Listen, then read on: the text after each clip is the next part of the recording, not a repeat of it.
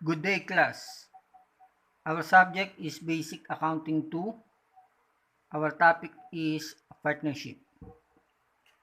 I would like to acknowledge that my reference book is Basic Financial Accounting and Reporting by Win Balyada. Important features of partnership. In a contract of partnership, two or more persons bind themselves to contribute money, property, or industry to a common fund with the intention of dividing the profit among themselves. Two or more persons may also form a partnership for the exercise of profession. The partnership is a juridical personality separate and distinct from each of the partner. Partnerships resemble sole proprietorship except that there are two or more owners of the business. Each owner is called partner.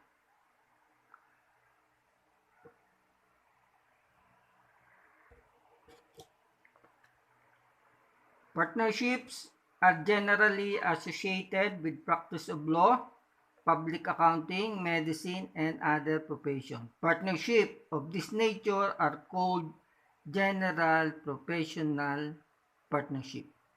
On the other hand, service industries, real estate, real trade, wholesales, and manufacturing enterprise may also be reorganized a partnership.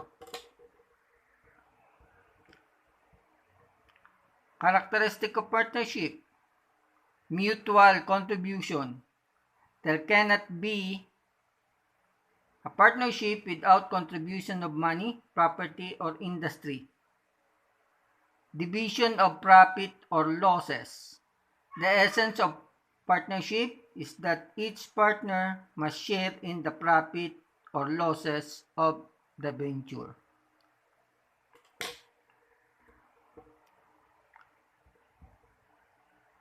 Co-ownership of contributed assets. All assets contributed into the partnership are owned by the partnership by virtue of its separate and distinct juridical personality.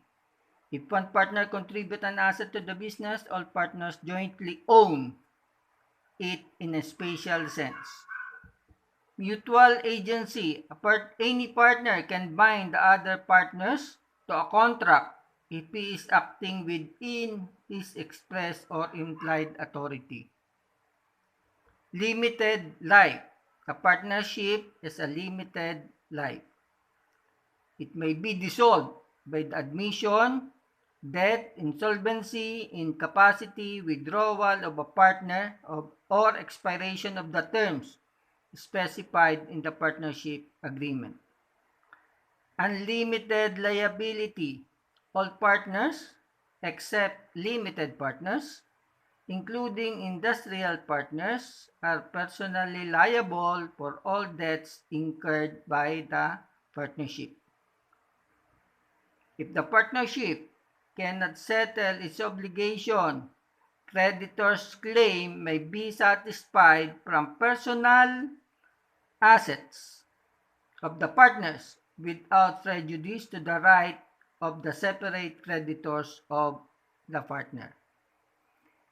Income taxes, partnership, except general professional partnership, are subject to tax at the rate of 30% of taxable income. Partners equity account. Accounting for partnership are much like accounting for sole proprietorship.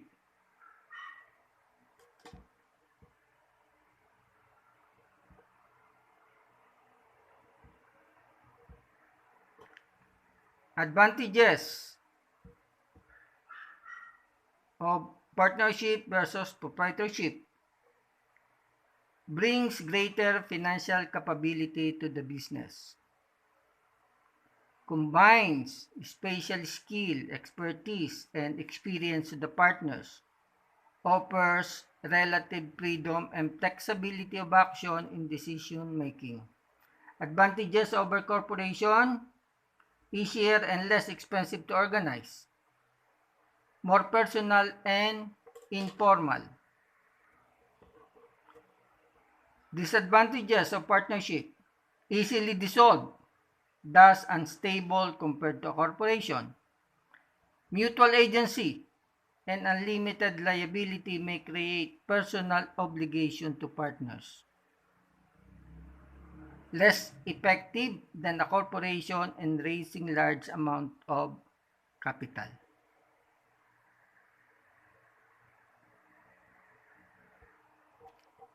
Partnership distinguished from corporation. Manner of creation: partnership is created by mere agreement of the partners, while a corporation is created by operation of law.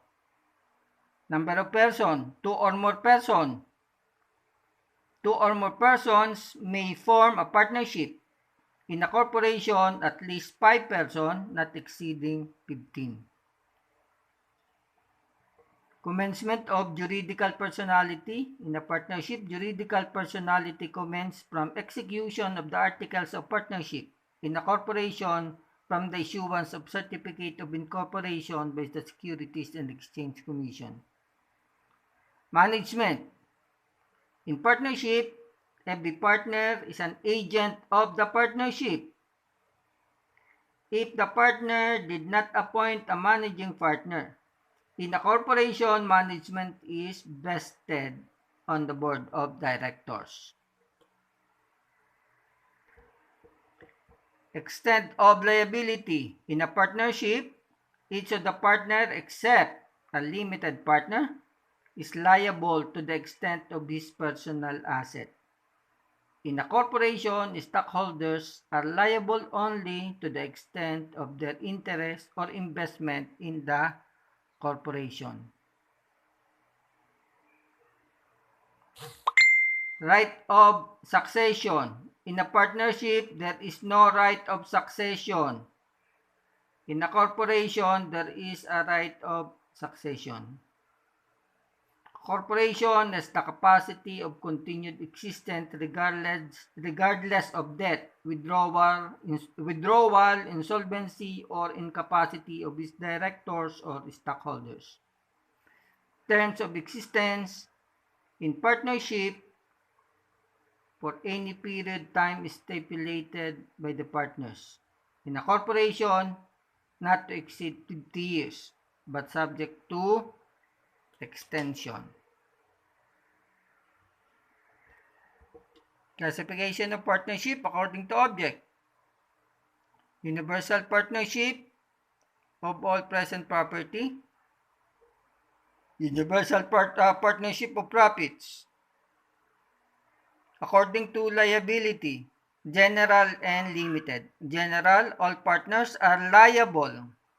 In general partnership, all partners are liable to the extent of their separate properties. In limited partnership, the limited partners are liable only to the extent of their personal contribution.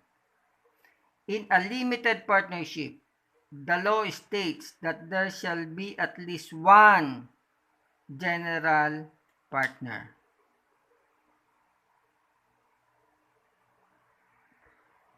Classification of partnership according to duration. Partnership with a fixed term or for a particular undertaking. Contract lang to. Partnership at will, one in which no term is specified and it's not formed for any particular undertaking.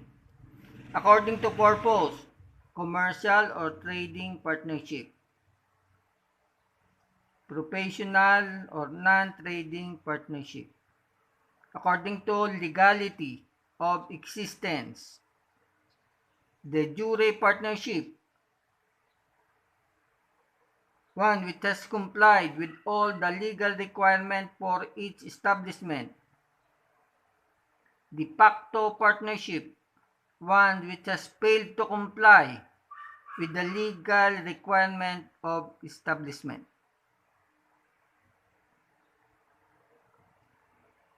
With legal requirements, without legal requirements.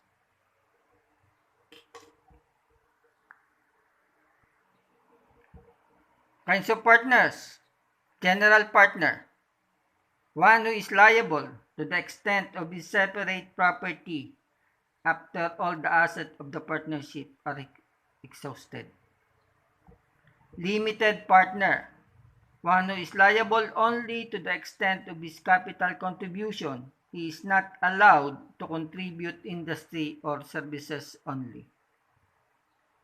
Capitalist partner, one who contributes money or property to the common fund of the partnership.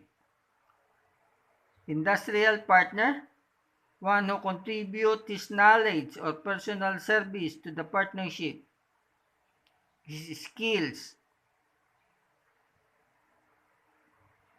Managing partner, one whom the partners has appointed as manager of the partnership. Liquidating partner, one who is designated to wind up or settle the affairs of the partnership after the dissolution.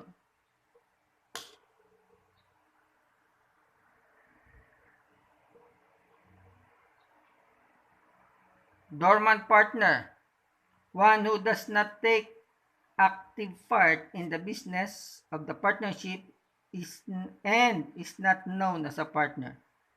Silent partner, one who does not take active part in the business of the partnership, though may be known as partner. Secret partner, one who takes active part in the business but is not known to be a partner by outside parties. Nominal partner or partner by estoppel, one who is actually not a partner but who represents himself as one.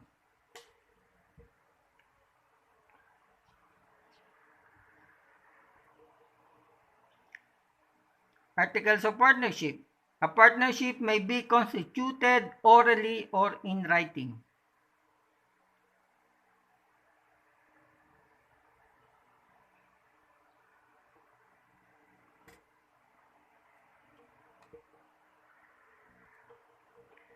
Securities and Exchange Registration. When the partnership capital is 3,000 or more, in money or property, the public instrument must be recorded with the Securities and Exchange Commission. Even if it not registered, the partnership having a capital of 3,000 or more is still valid and therefore has legal personality.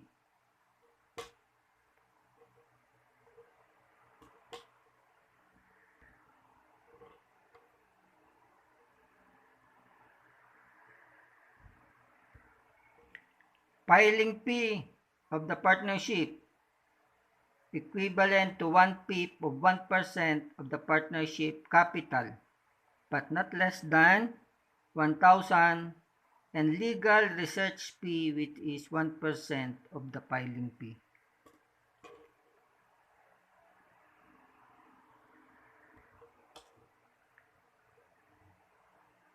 Accounting principles are also applied to a partnership. Recording of assets, liabilities, income and expenses is consistent for both proprietorships and partnership.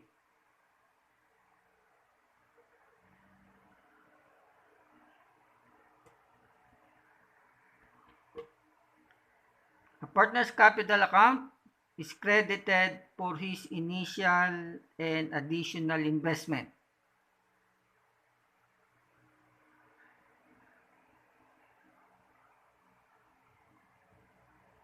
It is debited for his permanent withdrawals and debit balance of the drawing account at the end of the period.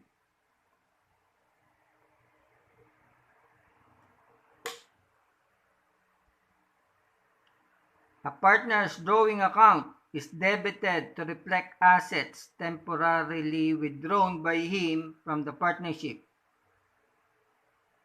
At the end of each accounting period, the balances in the drawing account are close to the related capital account.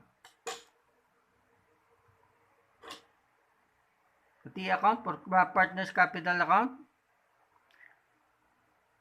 Partner's capital account is debited for permanent withdrawals.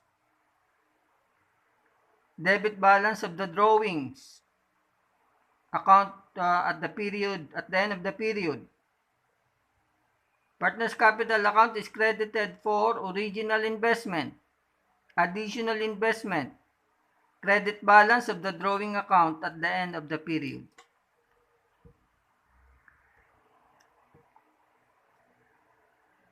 The partner's drawing account is debited for temporary withdrawals, share in loss.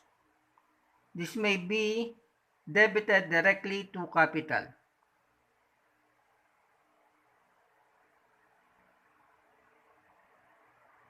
Partner's drawing account is credited, share in profit.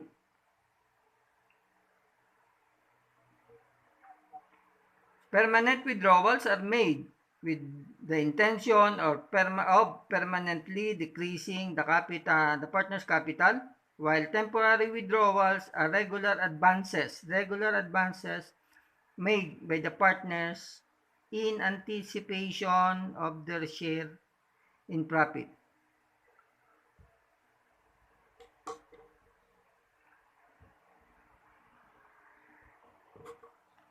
Loans receivable from or payable to partners. If a partner withdraws a substantial amount of money with the intention of repaying it, the debit should be loans receivable partner. The debit should be to loans receivable partner. The account should be classified separately from the other receivable of the partnership. A partner may lend amounts to the partnership in excess of their intended permanent investment. These advances should be credited to loans payable partner, not to the partner's capital account. Classified among the liabilities but separate from liabilities to outsider.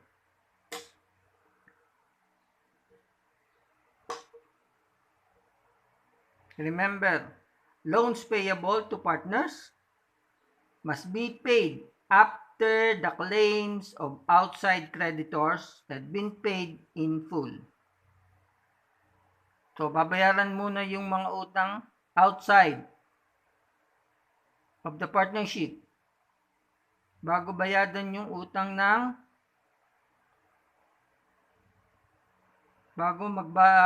loans payable to partner must be paid after the claim of outside creditors. So, unahing bayadan yung outside creditors bago bayadan yung partner.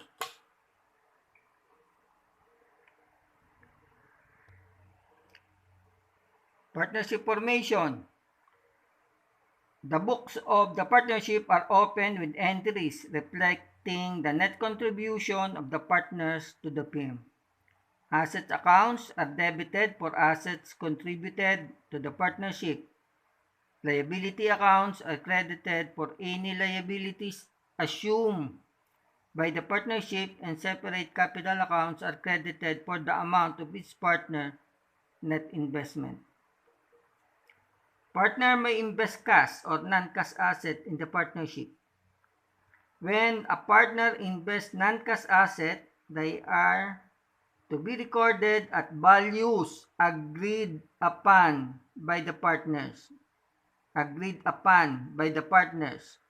In the absence of any agreement, the contributions will be recognized at their fair market values at the date of the transfer to the partnership. Fair market value of an asset is the estimated amount that a willing seller would receive from a financially capable buyer for the sale of asset in a free market. Opening entries of a partnership upon formation. Partnership may be formed in any of the following ways. 1. Individuals with no existing business form a partnership. 2. Conversion of a sole proprietorship to a partnership. A sole proprietor and an individual without existing business form a partnership. 2 or more sole proprietors form a partnership. 3. Admission or retirement of a partner.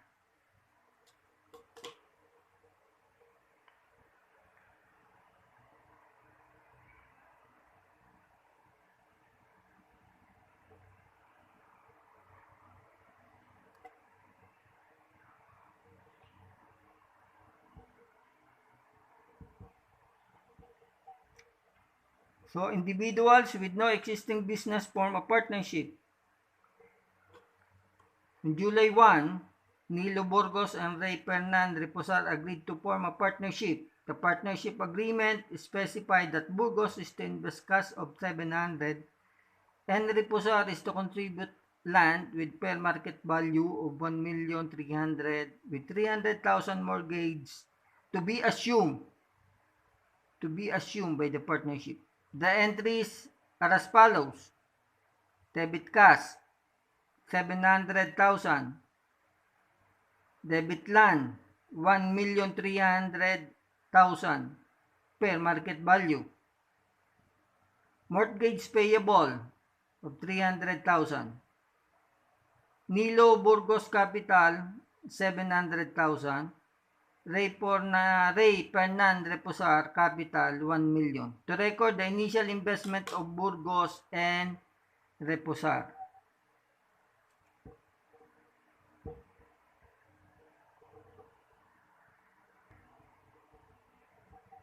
After the formation, the statement of financial position of the partnership is asset, cash, 700,000, land, 1,300,000, and total asset is 2 million. Liabilities and owner's equity, mortgage payable, 300,000, Nilo Burgos capital, 700,000, Ray Fernan Reposar capital, 1 million. Total liabilities and owner's equity, 2 million. So, a sole proprietor and another individual form a partnership.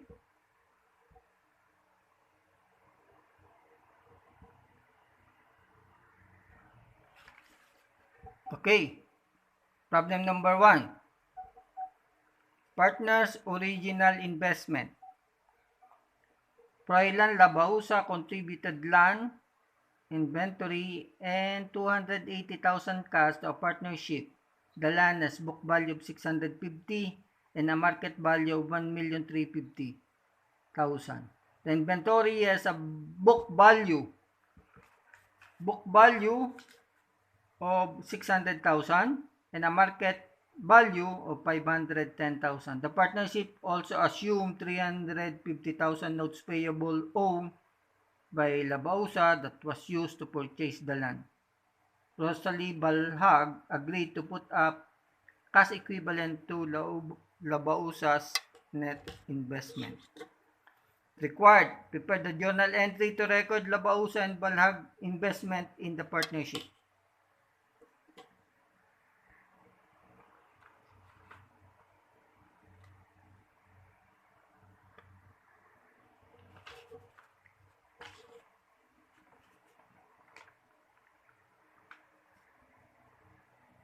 Labausa invested 280,000 cash to the business. 280,000 cash investment, inventory 600,000, land 650,000, and notes payable 350,000. As for the value of the investment, there is no agreement. We'll be using the market value of the asset. Inventory 510 market value. Land, 1,350,000 market value. For the recording, we will not be using the book value of the inventory and the land. Journal entry for Labausa. Cash, 280,000. Inventory, 510,000. Land, 1,350,000. The market value of the assets. Credit. Notes payable, 350,000. Froilan Labausas capital, 1,790,000. Okay? 280 plus 510,000 plus 1,350,000 minus 350 equals 1,790,000 Froilan's capital.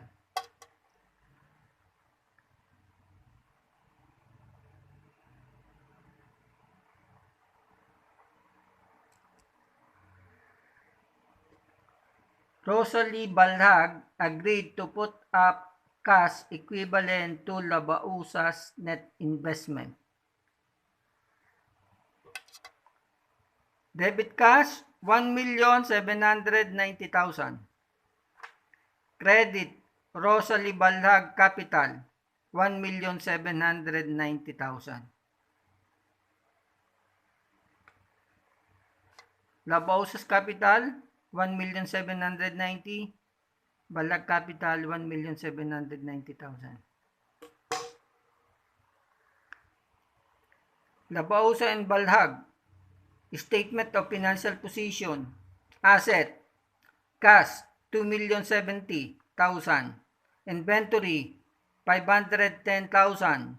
Land, 1,350,000. Total asset, 3,930,000. Liabilities and owner's equity. Notes payable, 350,000. Froilan Labausas capital, 1,790,000.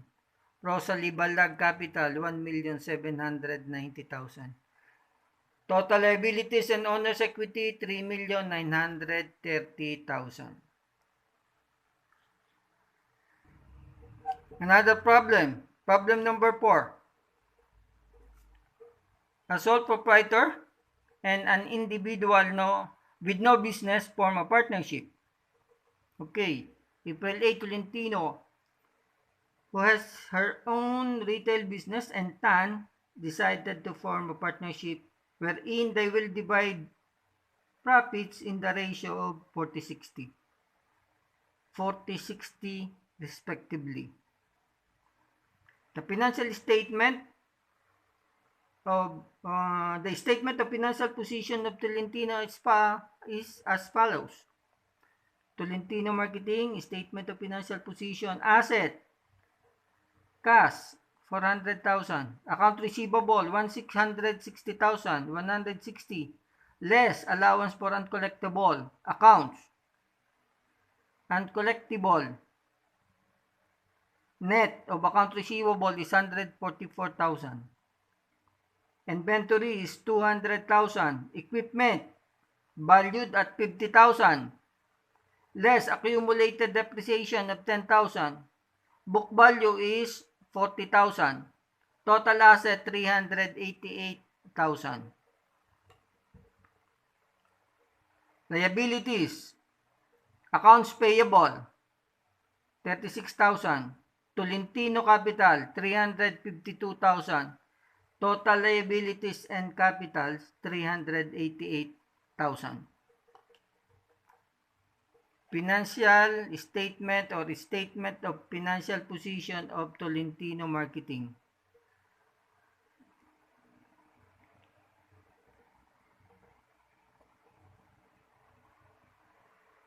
Si Tan, no business.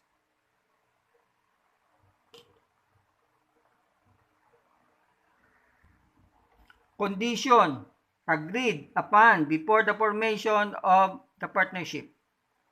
The accounts receivable of Tolentino is estimated to be 70% realizable. 70% of 160 is collectible. Okay, collectible is 70% only. The accumulated depreciation of the equipment will be increased by 10,000. The accumulated depreciation of 10,000 is to be increased by 10,000. The accounts payable will be assumed by the partnership. The accounts payable will be assumed by the partnership. The capital of the partnership is based on the adjusted capital balance of Tolentino. TAN is to contribute a cash in order to make partners' capital balances proportionate to the profit and loss ratio. Proportionate to the profit and loss ratio, which is 40-60. Prepare the necessary journal entries in the books of Tolentino. Prepare the opening journal entries in the book of the partnership.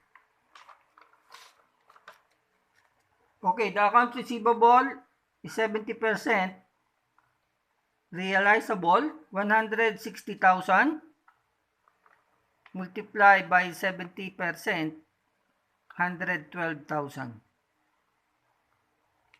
Net of account receivable should be 112,000. Collectible amount, 112. 160,000 account receivable. 70% only is collectible. Uncollectible is 48,000. Uncollectible is 48,000. Allowance for uncollectible account is 32. Uncollectible account amount is 48,000. 48 minus 16 is 32,000. Okay. Allowance for uncollectible account is 16,000. Per computation should be 48,000. 48,000 minus 16,000 uncollectible. Amount to be adjusted is 32,000.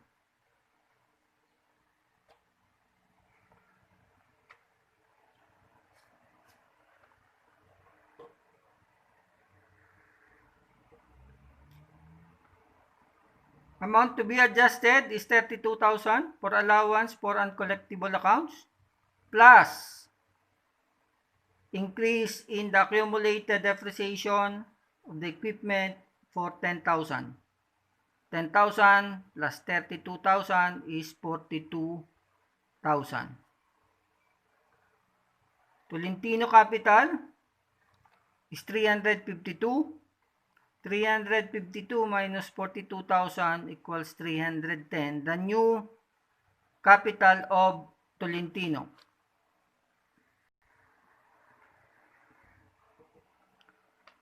Adjusting entry, Tolentino's books.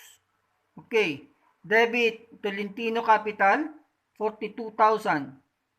Credit, allowance for uncollectible accounts, 32,000. Credit, accumulated depreciation, 10,000. Debit Tolentino capital, 42,000. Credit, allowance for uncollectible account, 32,000. Accumulated depreciation credit, 10,000. Adjusting entries for the books of Tolentino. The adjusted financial statement of Tolentino. Tolentino Marketing Statement of Financial Position. Asset, cash, 4,000. Account receivable, 160,000. Less accumulated allowance for uncollectible accounts, 48,000. Book value of account receivable is 112,000. Inventory, 200,000. Equipment, 50,000 less accumulated depreciation of 20,000. Book value of the equipment is 30,000. Total assets, 346,000. Comparison. Cash, 40,000. 4,000. Cash, 4,000. Account receivable, 160,000. Allowance for uncollectible accounts, 16,000. For the adjusted financial position, 48,000. The book value, 144,000. The book value in the adjusted financial statement, financial position, 112,000. Inventory forwarded, 200,000. 200,000. Equipment, 50,000. Equipment, 50,000. Accumulated depreciation, 10,000. Adjusted, 20,000. Book value of the equipment is 40,000. In the adjusted, book value of the equipment is 30,000. Total asset, 346,000.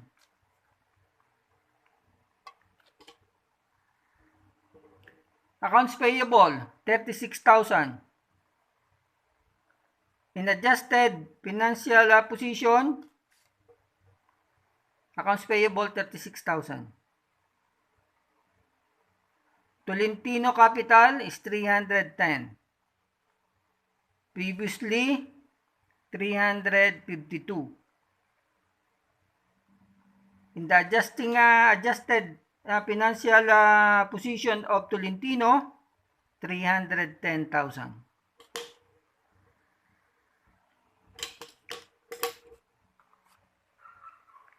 $352, Tolentino's capital, 352 minus 32,000. Adjustment for uncollectible accounts, minus 10,000.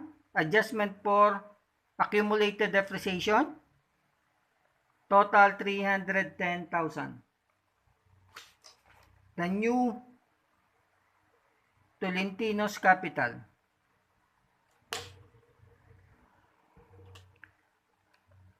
Opening journal entries for the books of the partnership.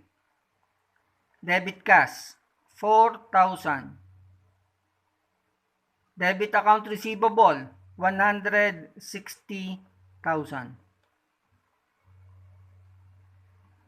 Debit inventory, 200,000. Debit equipment, 50,000. So cash, 4,000. Account receivable, 160. Inventory, 200,000. And equipment, 50,000. Debit. For the credit side, allowance for uncollectible account is 48,000. 48.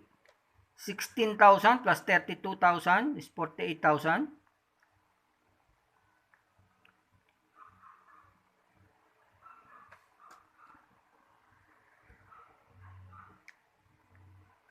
Credit accumulated depreciation, 20,000.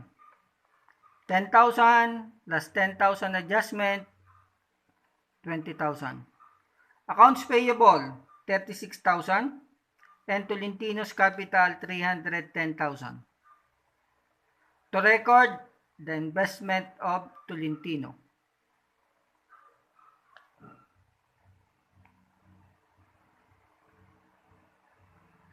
For TAN capital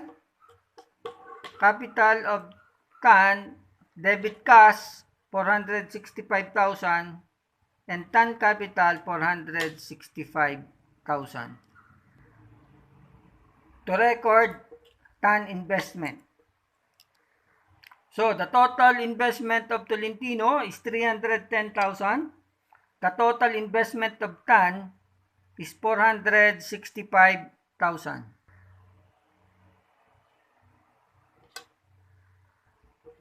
The partners agreed that the profit and loss will be divided 40-60 ratio.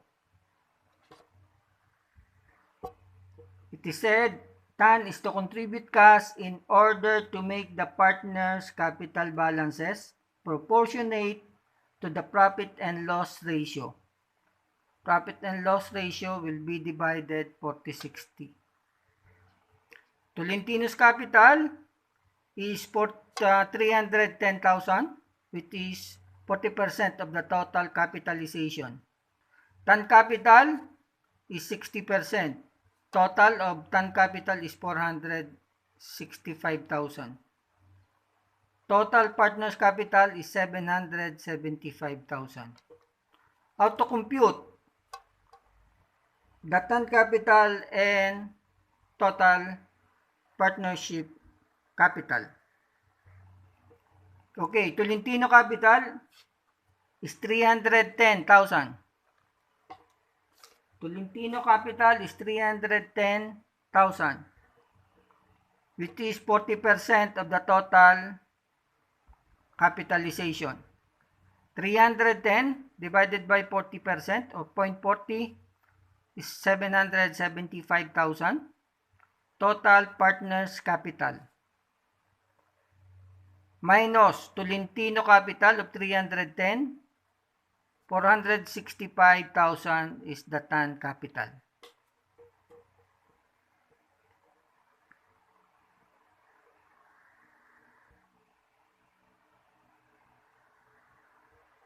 Okay, thank you. First part pa lang to. We have a second part.